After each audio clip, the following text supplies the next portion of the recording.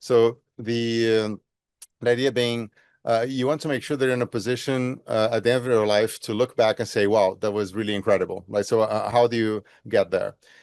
So the second element that I think is extremely important and not many people are aware of, and that's one of the things that I'm doing with a significant amount of my time, is called phronesis, right? It's not really a Greek word that most people will be familiar with.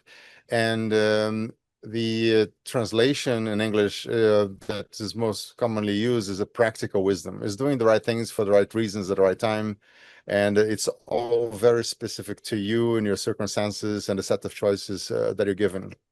The fact is that you cannot really teach something like practical wisdom. It comes from experience, especially at a young age, right? Which is why I created the Wisdom Accelerator for youth. You're given a set of experiences that will help you define certain patterns that will make it easier for you to make better decisions in the future.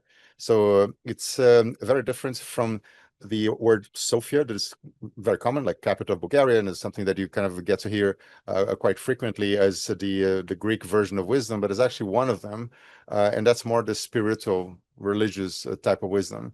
I like very much the idea of phronesis being the practical one, in which you're given certain experiences that are very hard to have access to. For instance, in the Wisdom Accelerator for Youth, we have the teenagers, like between 13 and 17. They're doing an internship during the World Economic Forum, and they are meeting amazing professors, Harvard, MIT, Stanford, people who created great companies, or they wrote an amazing book. So for 1 week of their lives, even though they're teenagers, they're meeting people who are very, very difficult to have access to. It doesn't really matter, if you're in a good position in your own society, or if you have access to some of them. It would be very difficult for anyone from any family to have access to so many in such a short period of time. And the idea behind that is so that they can start establishing these very personal patterns in terms of why people do the things that they do, learning certain elements that are not necessarily public knowledge, and eventually you establishing your own interpretation of what is the wise decision to make, depending on the challenges that life will throw at you. So this is the element of phronesis, which I think that should definitely be taught on a more structured basis at schools. But then again, schools have to teach so many different things that they just don't have the capacity to do that. And the third and final old Greek word is ataraxia.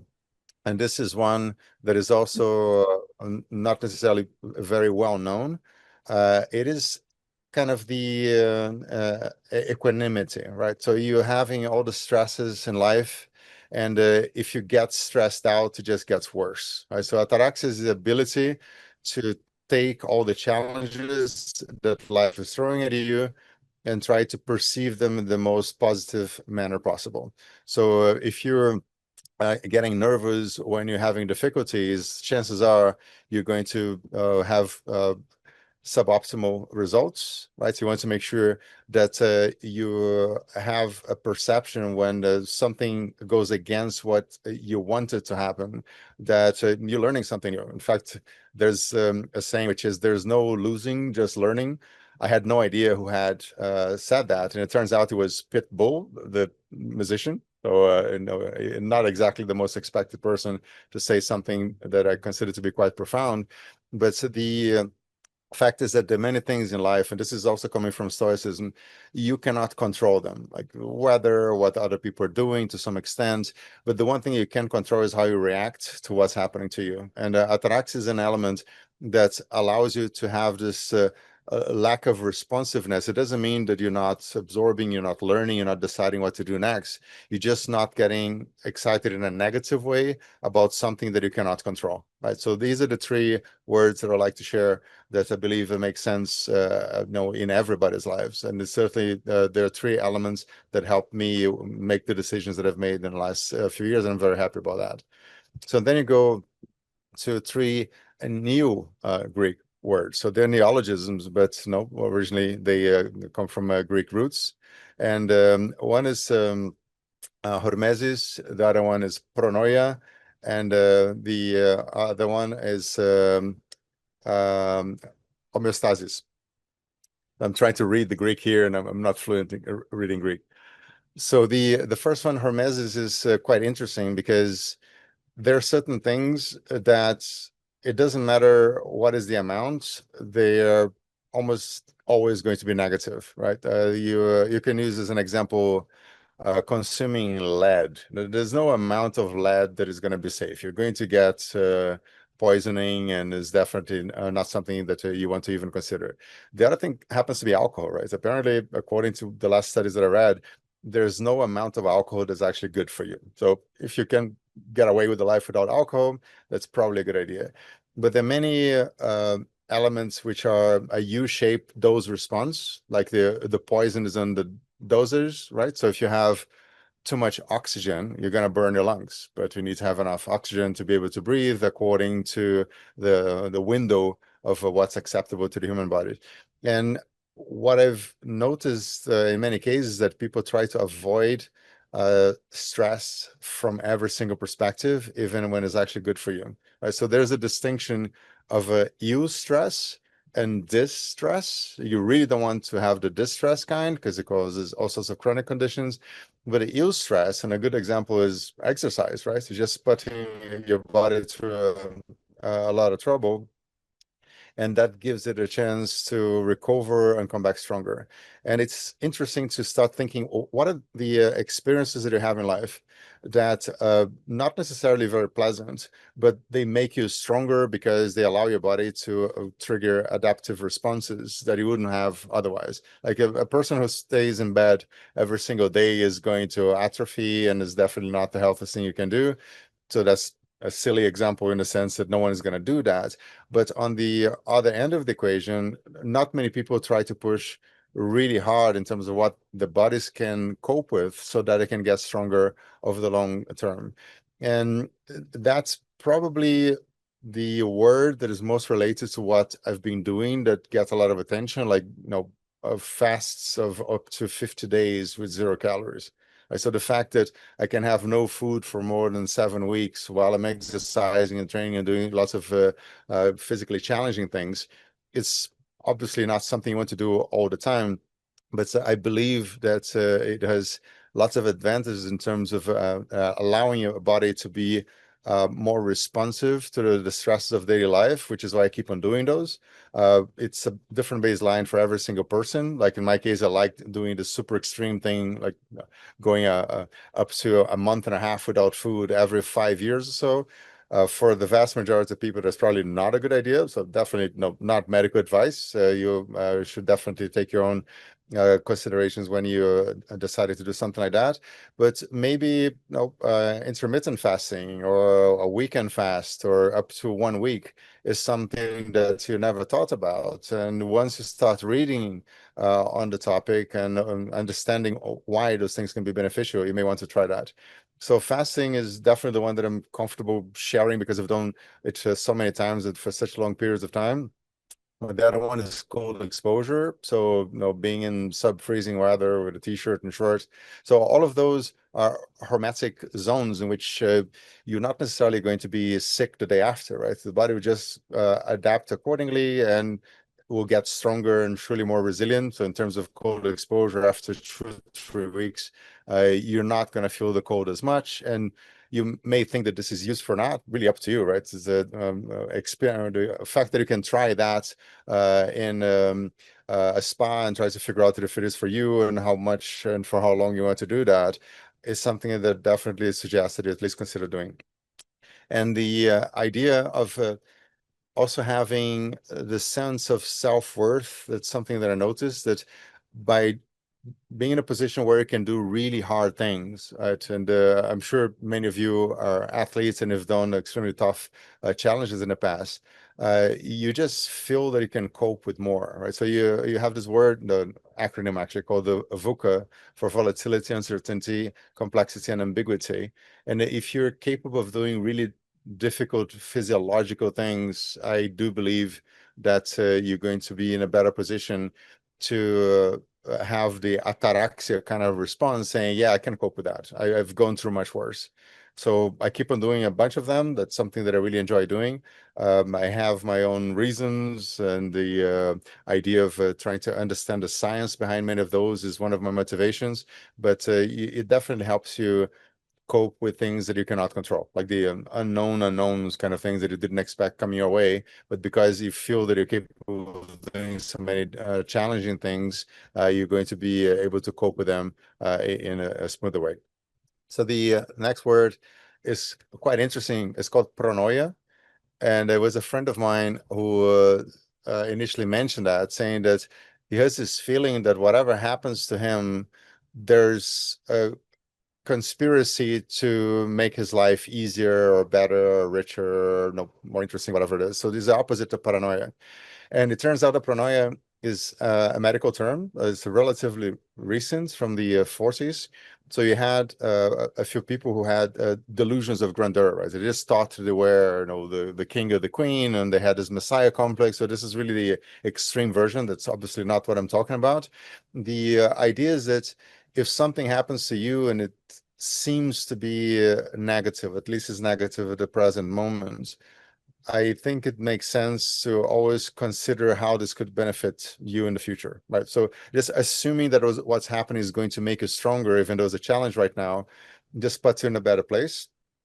And you can kind of file that under learned lessons. You're in a position to share this experience with others. So whatever way you can turn something that you perceive to be negative into at least partially positive, it does make sense, right? So instead of trying to figure out that the world is against you, just try to have that kind of mindset in which whatever is happening is going to be good for you long term, without, of course, being deluded, right? Because lots of people just stop doing things because they think, oh, no, the universe is on my side, so I don't have to move. Of course, it's not the intention here. It's more like by perceiving things in a negative way, you keep that negativity with you, right? And by assuming that you have a positive aspect, though, for one thing, it's more likely that people will enjoy hanging out with you. Like no one likes being around negative people, and it's something that I had to change a lot in my life in the last 10 years or so. I used to be relatively negative as I worked in many projects as a consultant, and you're always looking for the things that are going wrong so that you can push to get them fixed, and that has consequences, right? So you do have this negative load that stays with you, which you can avoid just by perceiving things in a positive way when it makes sense for you to do so. The last one is homeostasis, right? So the idea is you have this golden mean, right? So if you have a super hardcore training, you know you need to recover, and if you have very stressful experiences in life, you want to make sure that you give yourself the break. And the fact that the human body is so adaptable sometimes tricks us into chronic stress. Like, so people think, oh, I'm really tough, I can take this for a whole year, I can work 18-hour days, and maybe you can, but you're basically paying a price down the line. So you're out of your homeostasis, is definitely not the steady state that you want to have in your life.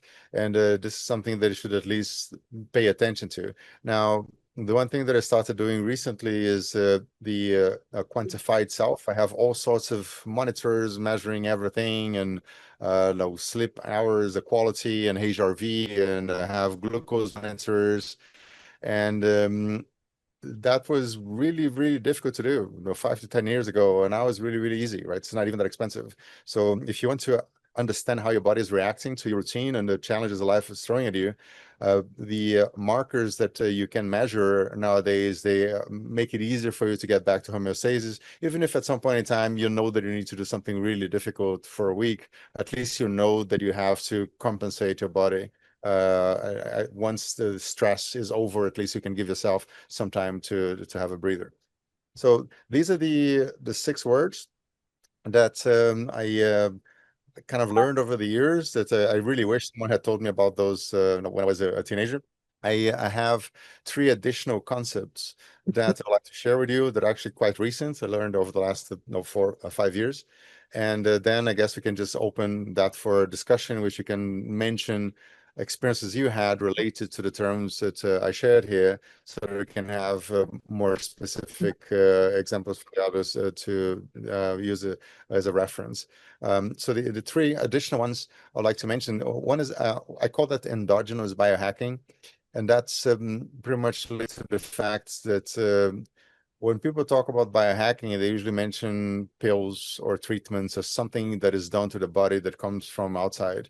What I'm trying to do and what I use as a reference is being a caveman 10,000 years ago. Like there are no pills, there's nothing, there's no treatment. We had extremely healthy lifestyles. Of course, you died at a very young age because you had all sorts of parasites and disease and accidents, and you have to fight with your food before you can eat it, kind of thing. But I believe that there's a lot more that people can do just by allowing the bodies to help them with the healing process, at least recovering from the stresses of daily life to put you in a position where you have a healthier biomarkers and everything else. So the one thing that I did, and is kind of my pet project at the moment, is called the Paleolithic Pentathlon. And a few of you might have heard about that. Is basically the 5 activities that I've identified as being part of our ancestral lifestyle. So before cities existed and even agriculture was invented. And the fact that we're very good at doing those 5 allow us to survive as a species, right? So the first one is being hungry, like starvation, like the fact that the body can metabolically adapt to running on fat for a very long time. My own experience, 50 days without any food, just like 0 calories, just water and some salts. And I think that there are many advantages to fasting. The more obvious ones are called autophagy and apoptosis, right? If you're not familiar with those concepts, autophagy is usually inside the cell. They have certain organelles that are not necessary anymore, but they kind of stick around because they are not causing any issues. And if you get into a fasted state, your body is going to start doing this housekeeping and use them as energy, right? So you basically have cleaner cells in general. Of course, each cell behaves in a different way. Some have nuclei, some have multiple nuclei, but it's kind of the housekeeping of each cell to make sure that you don't have any trash lying around. So autophagy is a well-known concept. I guess there are lots of doctors out there who could tell you a lot more. The clinics like Buff, for instance, the one where Adria spent some days. It's a beautiful place. And you have this ability to trigger ketosis, so you don't have any sugar coming in, and your body naturally after 2.5 to 3.5 days will start doing these autophagic processes. And then there's another one which is called apoptosis, right? So it's your cells, they have Can I say an something, experiment. Marcelo? They Yeah, at sure. the Buff Medical Resort, they wouldn't let me have sugar for 10 days, and I think I would have killed someone for a blueberry. That's all. Yeah, as in you need to get metabolic adapted, right? The point of doing 50 days with no food, it was after 5 years of doing smaller ones and testing a little bit here, a little bit there. And all of a sudden, your body is going to understand that it doesn't need to run on sugar and only on sugar, that there's another engine which is burning the fats, right? So you have all the ketone bodies that can fuel most of the efforts that are required for the daily activities. And there's an additional process because your brain does need some glucose, but the body is capable of transforming both the fats and some proteins through gluconeogenesis, right? So I believe that the amount is something like up to 150 grams of sugar. Even if you're not eating sugar, your body can produce that from fats and protein. So in a way, once your body learns that, it becomes quite easy, right? So when I was doing the last training, which was a 100 kilometers hike without any food, and I was also doing cold exposure, like it was close to freezing weather. I'm wearing in t-shirt and shorts. So the idea is really to try to figure out how far can I go, combining all of those elements of being really cold and really hungry and being in pain from the hiking and everything else. And the fasting was actually the easiest. I basically could completely ignore the fact that I hadn't had food for a week, even though I'm hiking half a marathon a day. The cold, of course, you need to reheat every now and then because you get into a hyperthermia kind of situation. And the biggest problem that I had was actually my feet started hurting a lot, right? But the fasting was the least of my problems. And I agree with you, the first time that Hey I tried to Marcelo, do I the have a fasting, it was question really, about the really feet unpleasant thing. and no problem. Hey Marcelo, why did your feet hurt? My feet hurt because my boots were too tight. I thought that they were the perfect boots, and when I did like 50 kilometers, they started causing massive amounts of pain. So I actually had to stop the experiment for 2 days to let my foot recover. But it was literally wrong boots, right? There's nothing about the body other than the fact that my feet are getting squeezed. But the biggest surprise was really the fasting was a non-issue. I mean, it wasn't bothering me at all. Right? So there's nothing that would have prevented me from continuing the hike more days or doing longer hikes to the same day, which is very surprising. But I've been doing this for 7 years now, so clearly a long adaptation period. And with the cold exposures, 2 to 3 weeks. So you're really, really miserable. Like, hiking with the gym clothes when it's close to freezing is extremely unpleasant until it really isn't. And the best that I could do was actually 5 hours in freezing weather with just a t-shirt and shorts. I am moving, right? So I'm generating heat. And it is significantly better. Still very unpleasant once you get really hypothermic, so you have to reheat after a while. But I managed to go up to 5 hours without having to reheat. And I think before I started doing those experiments, in half an hour, I'll be, calling it quits. Right. So you really have this massive range of improvement possibilities. And I'm not a doctor, right? So it's not medical advice, but it feels amazing. Like the fact that I am capable of doing things that cavemen were doing 10,000 years ago. When winter's coming, they're really cold, they're really hungry, they have to find something to eat. And I'm trying to be as close as possible to the experiences Marcelo, that, can you yeah. say winter's coming like they do in Game of Thrones?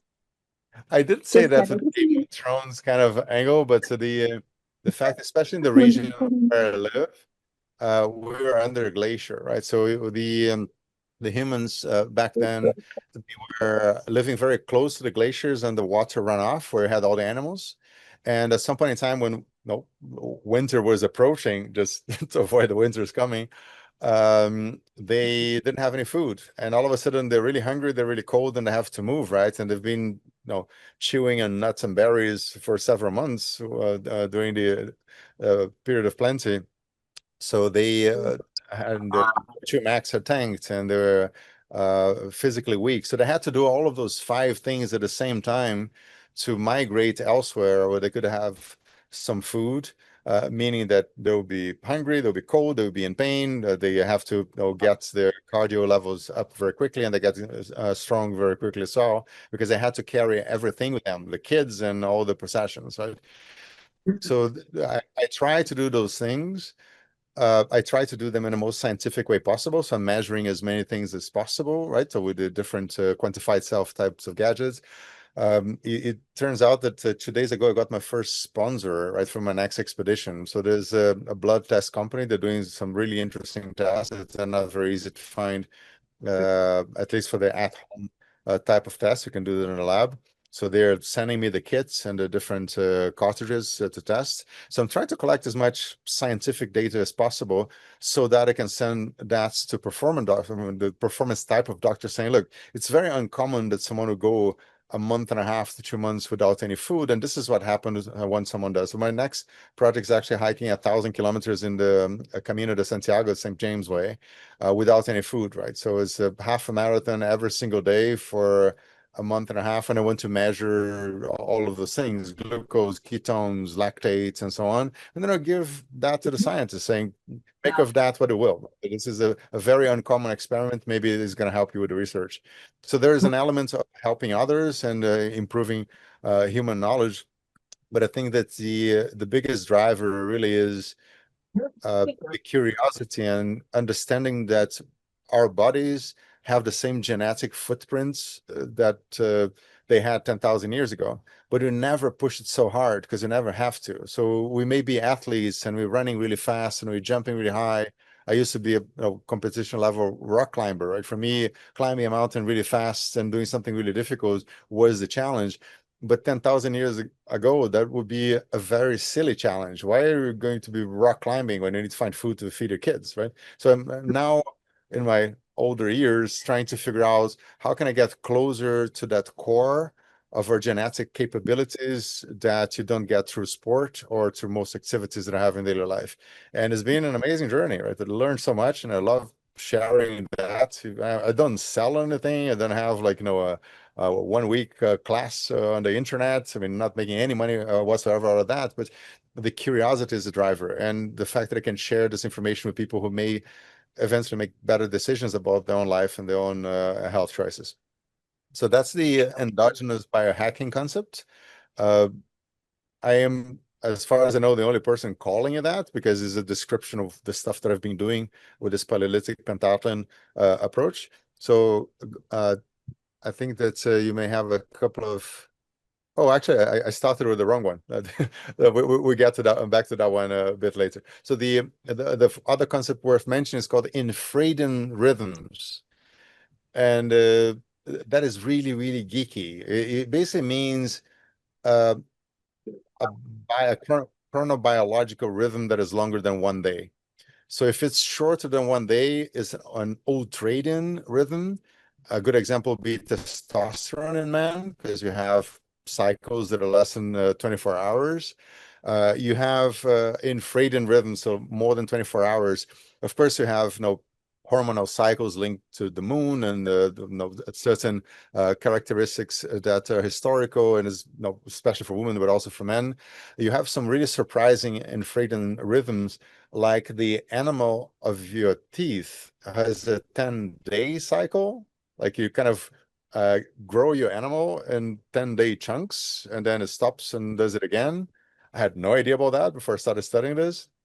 And then have what I consider to be the most important one of them all, which is called a circannual rhythm, right? So if you're a bear, you're going to be hibernating for several months. So winter is there, has arrived. That's the solution that bears and other animals have found to stay alive in very harsh environments. Humans have that as well, right? So you have, especially in the higher latitudes, the reduction of the daylight hours. So they will cause psychological issues that I have to deal with, right? So, and people don't usually think in terms of an yearly cycle. They just cope with the problem when it appears. And I think it's worth planning for that, right? So when I'm doing all of those crazy stunts and going, a month and a half without food and climbing and hiking crazy distances, I tend to do that once a year, right? I uh, I like to say that I never exercise because I'm always training for something really difficult.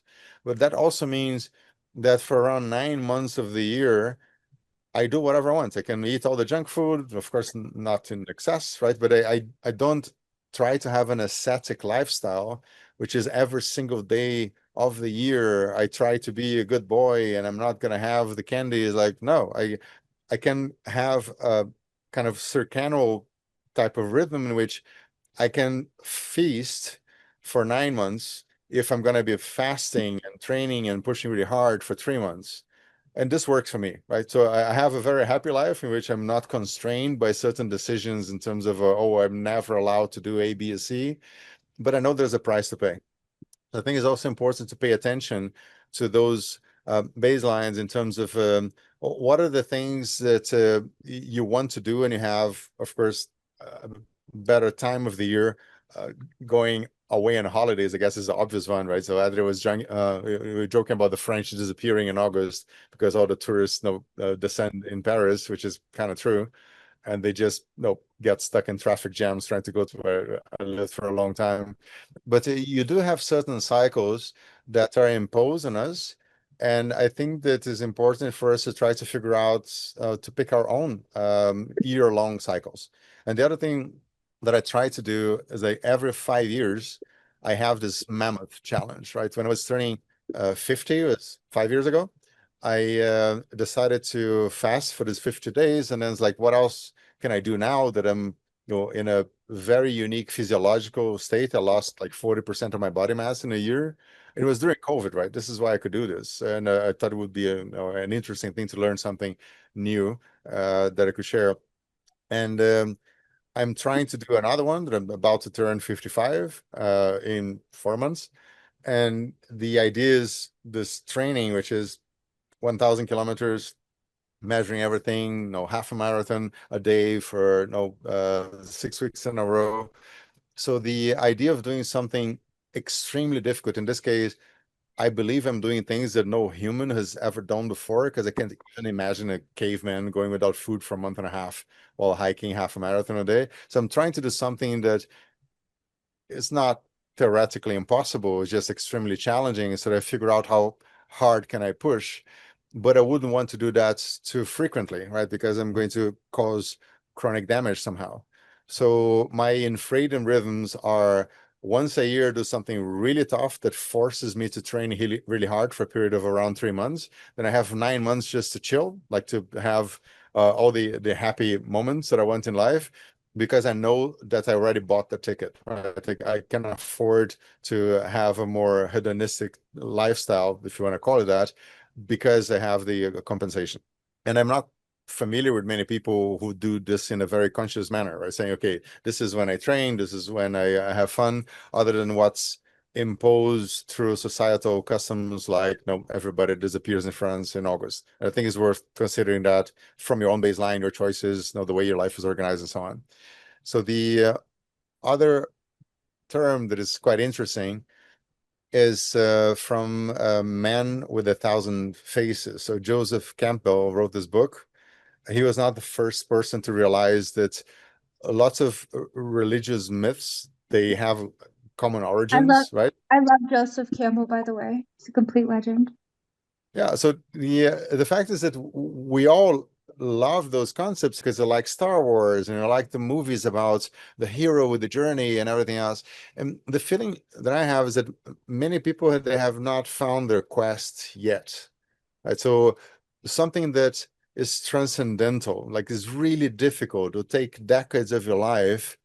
And I have many extremely competent and successful friends that are doing lots of different things without having the big picture in mind. So that when they start the hero's journey and they face the dragon, they have this really challenging period, they don't see the big picture, and therefore they suffer more than they should, right? Because if you realize that, oh, you left the Shire and now you have to fight dragons because you have an overarching objective that is extremely difficult but extremely fulfilling, that difficult part becomes a lot easier, right? Because it's part of a greater narrative. And I think that reading the hero's journey, not necessarily Campbell's book, there are lots of shorter versions that are less academic and technical, but choosing your own quest is something that I think is very relevant, right? So I think it was like 10 years ago, almost like half jokingly, I decided that I wanted to be the oldest person ever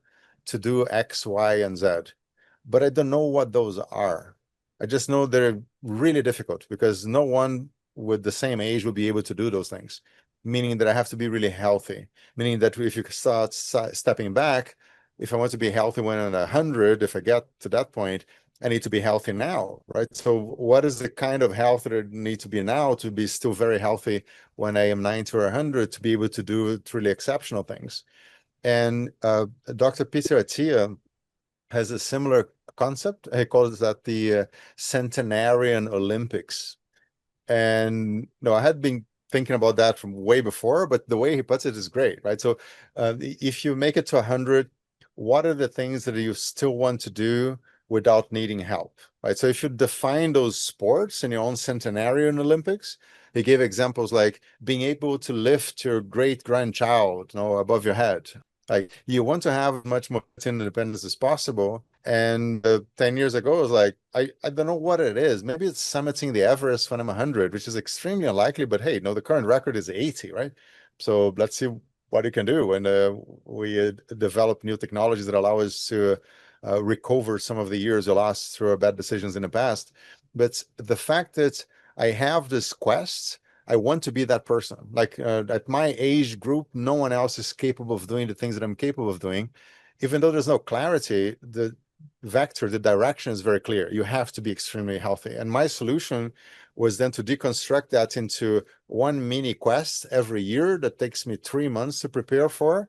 So yeah, the fact that you have this lack of visibility of the bigger picture, especially people who became extremely successful because they're following up on the family business, they're doing that well, and they expanded into something else. And I have lots of friends who came from a family that did very well, and they did like 10 to 100x what the family had already done, which is incredible.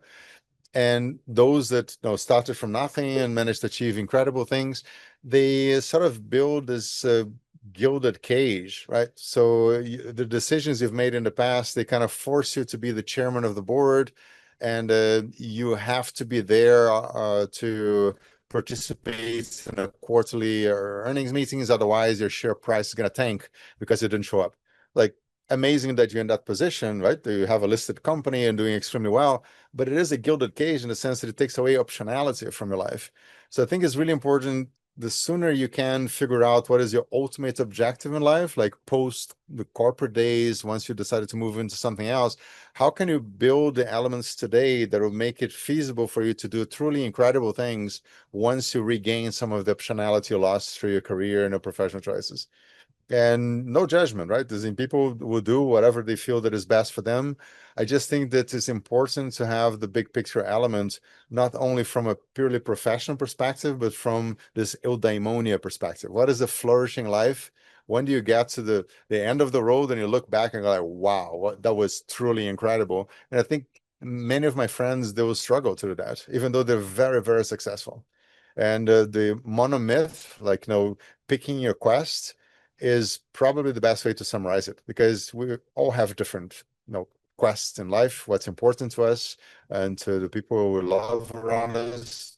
At least take that into consideration. And then we go back to Marcelo, the first I was one. gonna talk about Marcelo. I was Yeah. gonna mention Monty Python. What is your quest? The Holy Grail? Hello. Yeah. That is what the thing with the Holy Grail is, not that uh, the Holy Grail was not a quest in which you return to the Shire to share your boons with your fellow menfolk. The Holy Grail was a one-way trip, right? As in, basically, he found the Holy Grail, and Galahad ceased to exist. So I don't necessarily use that as an example, because hopefully people will pick a grail, a quest that would allow them to come back and share the wealth of knowledge they developed. But yeah, I mean, if anyone who wants to do a Galahad, no, you do you. That's a very Monty Python in a way, but I do prefer a quest that's pro-social, from the perspective of sharing experiences that others can benefit from, which is what I always try to do. So yeah, and that's kind of, I think that we have 15 minutes to go. I will just wrap with the final point. Like, some people ask me, what's your deal with caveman? As in, why are you doing those things? And I initially didn't have an answer until I realized that my father's father is from the Basque country, and ever since I was a kid, I knew that the Basques have the closest genetic footprints to the early humans from 30, 40,000 years ago, the Aurignacian and Magdalenian cultures, to populate Europe. So I always have this feeling that, I descend from people who are very close to cavemen. And that kind of led into going to the museums and reading the books and everything else, and understanding that, hey, if they could do it 10,000 years ago, I have the same genes, right? So it may take a while to toughen up, but that's how I kind of gets to ridiculously long 0 calories fasts and the cold exposure and pain tolerance and things that most other people would not try. I do not recommend that, as in, it's definitely something that I'm very happy that I did, but that was my quest in a way, because of the genetic history of my family, just in case anyone is curious. And that's it, folks. That's 9 different concepts. I'll leave them on the screen because 9 is more than what most people will be able to store, and the kind of a quick memory access. But these are the 3 categories, like old Greek words, so stuff that has been working for 3,000 plus years. New Greek word, so this is based on recent science, but it's solid science.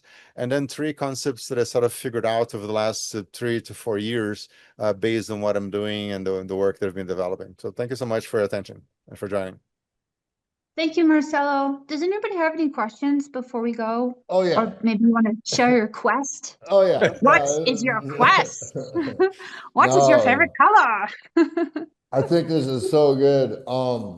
First off, Adria, if homeboy here is doing a thousand miles through Spain, the El Camino trail that he's doing is pretty famous. Like as the group of the Vine, like, we should be following this.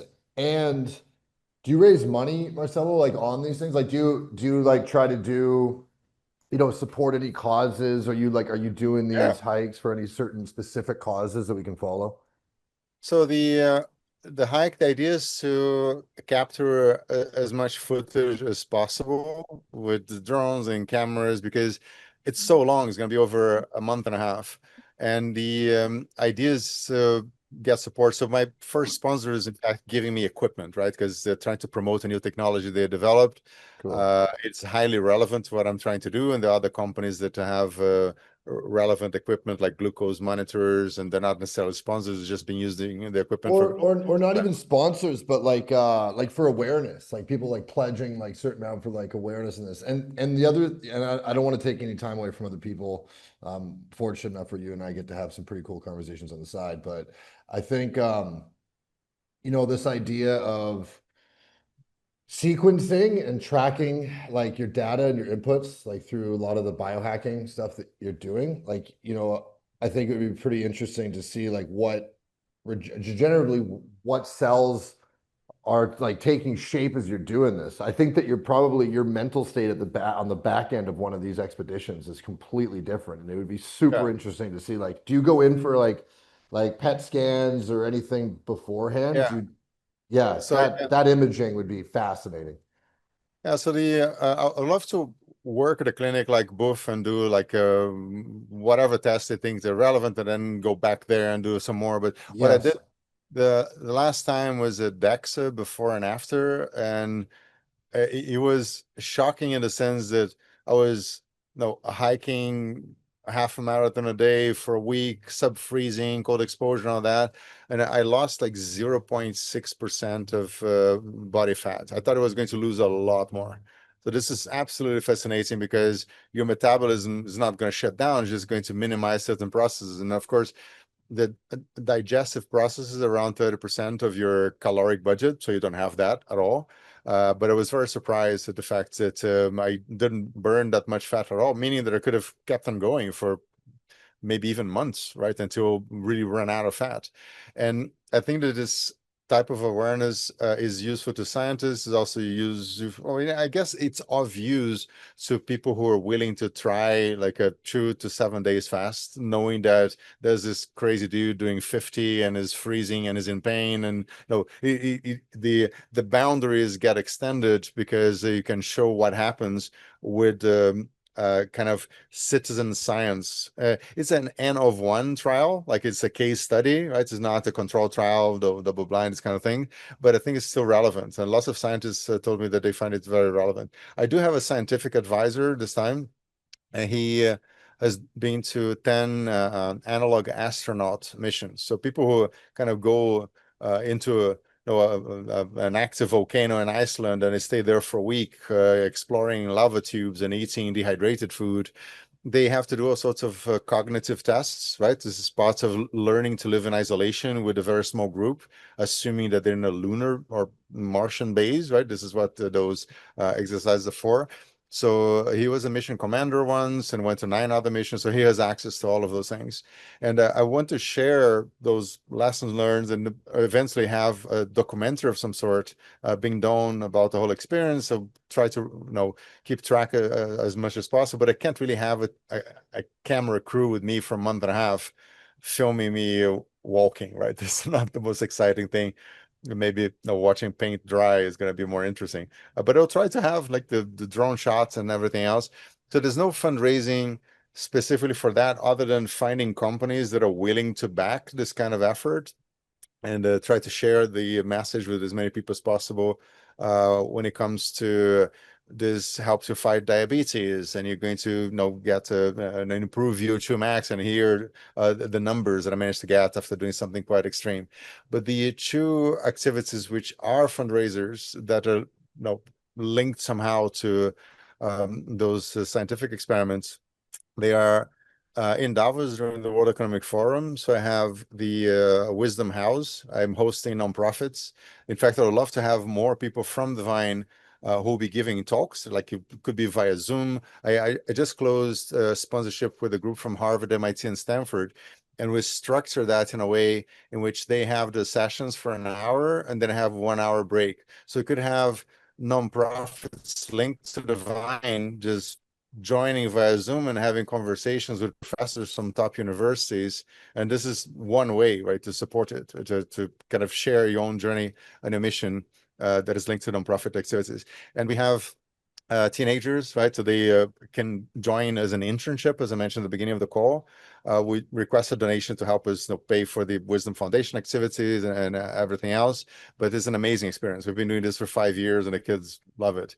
And the other one is the exploration train, right? So we're trying to get companies to host sessions there, companies that attend the World Economic Forum, and they're promoting whatever they're doing, but this money is used then to support the Exploration Film Festival in November. So these are the two fundraising activities that I have at the moment, and they're linked to the World Economic Forum. So if anyone here wants to have exposure to the web, happy to have the conversation. But the idea of this specific project Hey, really, Marcelo, I have a hard stop in 5 minutes. I just want to see if anybody has any questions before we go, because I have another call right after this. I could Is jump that all in right? if that's okay. Yeah, jump in. Hey, Adria, thanks for the invitation. This is Antonio. So I do a lot of these, and I do a lot of these kind of multi-day, like ultra endurance events as well. And so one thing I wanted to share and a question that I also wanted to ask, um, how do you determine what your daily baseline is? Like that's always something I'm trying to figure out. I'm sure for 9 months you're not sitting around doing nothing, but like, so how do you know that you're keeping up with what you plan on intending to do within the 3 months? You know what I'm saying? Like, what are some things that are non-negotiables for you? yeah, actually, because I just had the problem related to exactly that, right? So I had to stop training for almost 2 months. So it's not doing Nordic pole kind of thing that is essential to the whole project. And when I tried to start again, I ended up with a massive edema on my leg. Like it was really, really swollen, like level 4, which is as bad as it gets, because for 2 months I was just walking around without a load, and then I tried to push too hard. So my hard line is I should never be sick the day after. So one day later, should be able to do something that is maybe a lighter load if it was really hardcore. What you can do nowadays is to look at your HRV. So I got tetanus diphtheria shots on Monday. Is fascinating, right? Because of course you're injecting deactivated pathogens in your body. My HRV tanked, right? And I'm using a watch, and I have other monitors that tell me what is my heart rate variability level, like while you're sleeping. And if you're not recovering, your level is going to be low. So you can use that to track how hard you can push. And I'm sure there's just one marker. Like there are lots of gadgets out there. Maybe go to one of those clinics that would push you really hard, put you on a treadmill with an incline, and they will be I helping you actually did that, with that. Marcelo, at the Yeah, Buff kind of- Medical Resort, and they got my heart rate to 180 beats per minute. yeah, And that's very then hard. they called me, "You are performance monster." That's Yeah, what they said. a monster. Performance monster. I can't do the German accent. Anyway, Yeah, but we got it's like 3 more minutes, and yeah. then I gotta bounce. Does anybody have any more questions? Crickets. Anyone? Comments? Hi Does there, anyone want to Brendan share their here. journey? Maybe a final question, maybe an obvious one. When you say 0 calories, like, is it really just water, or like, can you talk us through like what Yeah, it means to really it, fast like that? Can you have anything? Can you have teas? Can you do What is that like? What are you getting in your body? It just seems incredible. So you can, if it's 0 calories, right? So the idea is like there are no calories getting into your body. Some I think it's LMT it has like 10 calories. I don't even take that, right? So I take a teaspoon of salt and a potassium magnesium pill. You could have black coffee and tea. Prefer not unless I absolutely need to be wired because I'm working. I try to do a 1 week fast every year, and then I take nothing. It's literally just water because your salt is going to be retained, like your body is really good at doing that, and your bones will have enough potassium to last 7, 8 days. When you hit 8 days without food, you start having cardiac arrhythmias, and then it's really unpleasant. And that's when I start taking the pills. But up to 50 days, I could lick rock salt and have a magnesium potassium pill, and I'll be fine. And I know for a fact. Unbelievable. Okay. It is, Thanks for yeah. sharing. Thanks for sharing the whole story. Appreciate it. It's quite crazy. Thanks for setting this up, Adria. Yeah, that's what our bodies are designed to do, right? Yeah, it's kind of crazy how little food we actually need because the American diet is mostly fillers. It's just like, Except for French toast. I don't think there's any world I'm going to live in that I'm going to go eat some French toast after this call. all right. Well, hey guys, I gotta go. I would stay longer, but I have a hard stop in 1 minute. So Marcelo, that was awesome. If you guys would like to meet him, I posted, if you don't know me, which I'm sure all of you do already, but send me an email and then I'll just connect you guys in a group chat. Yeah, as one does. and Marcelo, while you're doing this, this is I stand by it. This is like inspirational work, especially for young. Like, keep posting stuff into the Vine, or like, where can we find out what you're doing, or how do you follow along with some of this stuff? Yeah, I'll try to have some sort of a blog during the hike because she's going to be September, October. That's the plan at the moment. Okay. And I am talking with a few social media people to get the message out there because I think it's interesting, at least for people to realize that our bodies can do so much more than what we think it can, right? So it's every single baseline is different, right? Someone who's has half of my muscle mass is going to start from a different place, but it can always incrementally get better. And I think that this is going to give them a healthier body in old age, which is something that really worries me, especially when it comes to women and lifting weights. So people are not doing enough, and they will be paying the price, right? So, and Yeah, my 100%. mother has been This is bedridden great. for 10 years because she never exercised, and it's so sad to see. Right? She's turning 90. Yeah. She spent a decade of her life on a bed, and that's one Yeah. of the doing this, right? So just to make sure that it doesn't happen to other people. Oh, this is great. Thanks. Thank you Thank so you, much, Marcelo. man. Thanks, Zach. Thanks everybody who joined today. I'm gonna bounce. And thank you Thank so much you. for the call. Okay, big Take care. hugs, everyone. Take care. Bye.